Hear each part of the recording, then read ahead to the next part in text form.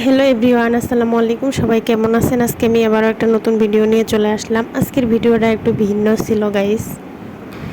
কালকে রাতে হঠাৎ করে আমার চাচু ফোন দিয়ে বলে যে আমাদের বাসায় অনেক কিছু ঘটে গেছে, কিছু শুনছিস? আমি তো বলছি না চাচু, আমার কাছে তো কেউ ফোন করে নেই।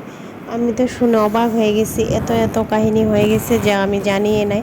তাই শোনার পর মনটা আর কিছুতেই টিকতেছিল না, মনে করলাম যে আমার এখন বাসা যাইতেই হবে। যেই বলা সেই কাজ, আমি আমার জামাইকে একটু পটকায় পটকায় বললাম যে তুমি আমাকে 1 ঘন্টার জন্য হলেও নিয়ে যাও, না হলে আমি একাই যাব। তখন ওই বললো তাই রেডি হয়ে থাকিও, বিকালে তোমাকে নিয়ে দেখায় দেখায় নিয়ে চলে আসব। তো যেই বলা সেই কাজ, রেডি টেডি হইলাম। এত তাড়াহুড়া করে গেছি আসছি যা বলার মতো না। এটা হচ্ছে আমাদের পঞ্চগড়ের করতোয়া ব্রিজ, এখান থেকে কাঞ্চনজঙ্ঘা দেখা যায়। সবাই আসে এখানে ট্যুর দিতে, কাঞ্চনজঙ্ঘা দেখতে, অথচ আমার বাড়ি থেকে কাঞ্চনজঙ্ঘা দেখতে ব্রিজ আসতে মাত্র 5 মিনিটের রাস্তা। আমার আল্লাহ 30 দিন সকালে ঘুমেই ভাঙে না, এই কারণে আমি কোনোদিন কাঞ্চনজঙ্ঘা সকালে উঠে দেখতেই পারি নাই। অনেকক্ষণ থেকে আপনাদের সাথে বক বক করতে করতে আসল কাহিনীটাই বলতে ভুলে গেছি। আমার চাচু ফোন দিয়ে বলল আমার বোন নাকি সবাই হচ্ছে বক ধরতেছে, ওইখানে দেখতে গেছে। ওই জায়গাটা ভালো ছিল না, ওইখানে আমাদের সন্ন্যাসীর একটা ঠাকুর আছে। ওই ঠাকুরটা অনেককে লুকায় রাখে। অনেক কারো যদি গরুর বাচ্চা হয়, ওকে যদি দুধ কলা দেওয়া না হয়, তাহলে ওই গরুর বাচ্চাটাকে লুকায় রাখে। তখন আমাদের গ্রামের মানুষগুলো বুঝতে পারে, তখন ওকে যায় বলে যে তুই যদি নিয়ে রাখে থাকিস বাছুরটাকে, তাহলে বাইর করে দে, তোকে আমরা দুধ কলা দিব। তখন ওকে সবাই দুধ কলা দেয়, দেওয়ার সাথে সাথে কিছুক্ষণের মধ্যেই ও বাছুরটাকে বের করে দেয়। কিন্তু আমার বোনের সাথে যে এটা ঘটবে আমরা কখনোই ভাবি নাই। ও নাকি বক যখন ধরে, সবাই ওইখান থেকে আসার পর অস্বাভাবিক আচরণ। ওকে 2-3 জন জিজ্ঞাসা করছে যে কই যাইতেছিস, কই যাইতেছিস, ও কারো কোনো কথার উত্তর দেয়নি। ও নাকি গম্ভীরভাবে ছিল। ওকে আমার চাচি আম্মুও জিজ্ঞাসা করছিল যে কই যাবি, তা ওই চুপচাপ ছিল। যাওয়ার পর ঠিক মাগরিবের আজান দিতেছে, ওই মুহূর্তে আমাদের বাসার একটা তাল গাছ আছে, ওই তাল গাছের ওইখানে ওই গেছে। যাওয়ার পরে সাপ দেখছে, নাকি সাপ বলে দেখছে, সাপটা বলে কালা কিটকিট ছিল আর বড় বড় চোখ ছিল। দেখার পর নাকি ও একটা চিল্লানি দিছে। চিল্লানিটা দেওয়ার পর থেকে ও আর নাই। আশেপাশে ওকে অনেক খোঁজা হয়েছে। আমার ছোট বোনটা নাকি ওকে দেখছে, ওকে নাকি বলছে ওইখান থেকে যে পড়শি আপু চল বাসা যাই, কিন্তু ও বাসায় আসবেই না। তখন ও বাসা যায়, বাসার সদস্যদেরকে জানাইছে যে ওইখান থেকে পড়শি আপু আসতেছে না, ওই পুকুরের ওখানে হাত মুখ ধুইতেছে। তখন বাসার মানুষ তো তাড়াতাড়ি দৌড়ে গেছে, যায় দেখে কোথাও নাই। আশেপাশে অলিতে গলিতে সবার বাড়ি বাড়ি খোঁজা হয়েছে, কিন্তু ওকে পাওয়া হয় নাই।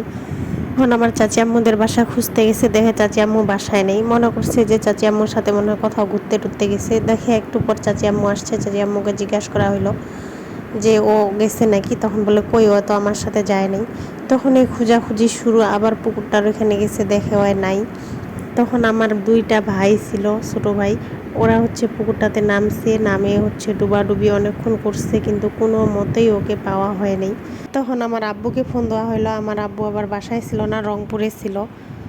তারপর চাচুকে ফোন দিয়ে আনা হইলো। তখন চাচু গ্রামবাসী সবাইকে নিয়ে খোঁজাখুঁজি করতেছে। এই তো আমি আমাদের বাড়ির ভিডিওটা দেখাইতেছি।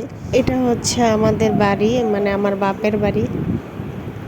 তো আমিও দেখতে আসলাম, যে বলা সেই কাজ। আমি হচ্ছে সবার কাছে শুনতেছি যে বিষয়টা কোথা থেকে কোথায় ঘটতেছে।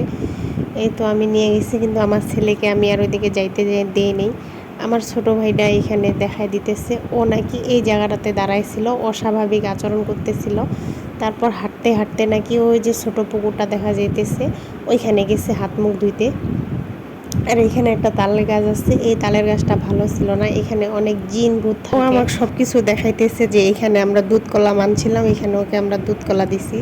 তারপর হচ্ছে ও নাকি ওই সাইড দিয়ে হচ্ছে হাত মুখ ধুতে গেছিলো, এরপর থেকে ওকে খুঁজে পাওয়া যাইতেছে না। প্রায় 3 ঘন্টা হয়ে গেছে, অনেকে এখানে ডুবছে, ওকে খুঁজছে, কোনো মতেই পাওয়া যায় না। আর ওই বাসতলার ওইখানে ও গেছিলো বক দেখতে, ওইখানে নাকি কে কে বক ধরতেছে। জিন লুকায় রাখছে ওকে, যে জিন কোথায় লুকায় রাখছে, ওকে কিভাবে রাখছে, এই 3 ঘন্টা ওর কোনো হদিস পাওয়া যায় নাই।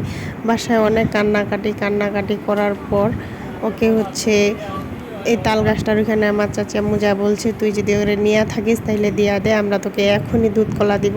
ওকে বলছে যে আমরা তো তোকে থান দিছি, আমরা তো তোকে কোনো কিছুই করি না, বলা বলি করি না, তোর জায়গায় তো আমরা কোনো কিছু করি না, তাহলে তুই আমাদের সোয়াটা কেন নিছিস দিয়া যে। আমি কিন্তু ছোটোবেলায় এখানে অনেক গোসল করছি, কিন্তু আমাকে জীবনেও ধরে নাই। কিন্তু আমার বিয়ে হওয়ার পর থেকে এখন দেখি অনেকের সাথে এই অস্বাভাবিক ঘটনা ঘটতেছে। ওই যে সামনে যে দাঁড়ায় আছে, ওরেও ওই জিনটা ধরছিল। ও তো একবারে মৃত্যুর মতো হয়ে গেছিলো। তখন ওকে মাহান টাহান আনে ঝাড়া ফুকা করার পরও স্বাভাবিক হয়েছে।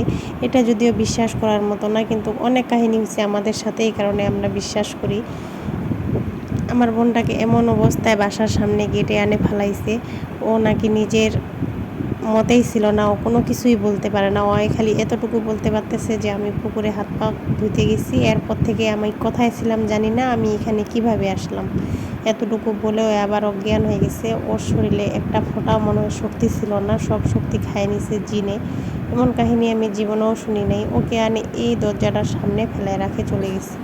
আমার একটা বোন আবার দরজাটা খুলতে আসছে। আমাদের বাসায় ওই সময় লোক ছিল। ওকে এই সাইডে এনে ফেলাই দিয়েছে, বাসার লোকজন ছিল ওই পাশে। তো ওকে এমনভাবে ফেলাইছে, আমার বোনটা দেখে এমন চিল্লানি মারছে ভয়ে। তখন ওকে আসে দেখে ওর হাত পা একবারে ঠান্ডা হয়ে গেছে। আর ওকে মানুষ যেভাবে দেখছে ও ঠিক ওইভাবেই আছে, যেভাবে চুল ছিল ওইভাবেই আছে। আমি জানি না ওকে কোথায় রাখছে, ওকে ফিরায় দিত কি না দিত দুধ কেলা না মারলে। কিন্তু সারা গ্রামবাসী হরণ হয়ে গেছে। এটা কোনো মিথ্যা গল্প না, এটা কোনো বানোয়াট গল্প না, এটা আমাদের সাথে ঘটে গেছে ঠিক কালকের ঘটনা। আজকে এই পর্যন্তই, সবাই ভালো থাকবেন।